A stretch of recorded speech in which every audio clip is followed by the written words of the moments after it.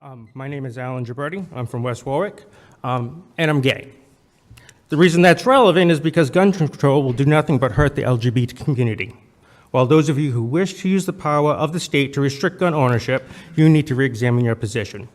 Often, we are thought of as weak and defenseless, but we are not, unless you make us that way.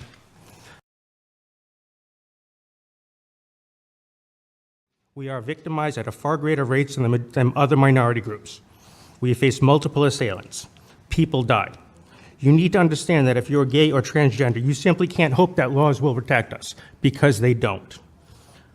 We need to stop voting for politicians who don't protect us and introduce legislation that restricts our ability to defend ourselves. This should be a call to the LGBT community and its allies to take our own defense seriously and question left-leaning institutions that tell them that guns are bad and should be left to the professionals. We can fight back when our lives depend on it. We have. Gun ownership and training is a more powerful means of self-protection and self-respect than your hate crime laws and anti-discrimination legislation.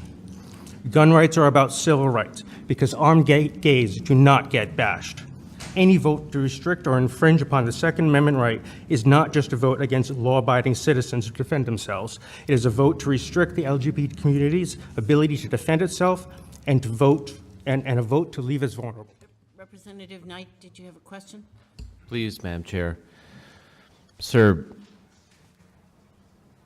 of all the bills that are on the table tonight, if every single one of them passed and became law, you'd still have the right to defend yourself with a firearm. If I was an 18-year-old transgender, how would I?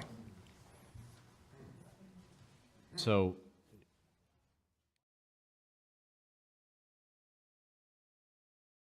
the transgender part.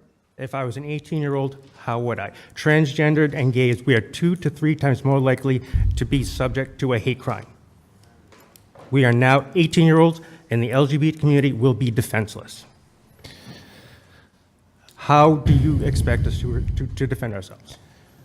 Well, I mean, I hear what you're saying, and you make your point very well in terms of the problem faced by LGBTQ members of that community, you know, historically and today. I get all that, right? But at the end of the day, and you know, you're right, it's late. I didn't consider the 18-year-old part, but that hypothetical that you put forward, I mean, that's a real hypothetical that could happen. And of course, all these bills represent a policy choice. I guess what I'm reacting to.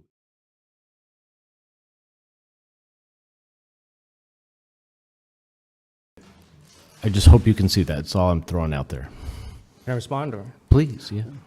When an 18-year-old gay man is killed and is unable to defend himself, who are we going to blame? Are we going to blame the perpetrator? Are we going to blame the gun? Or are we going to blame the people who passed this legislation?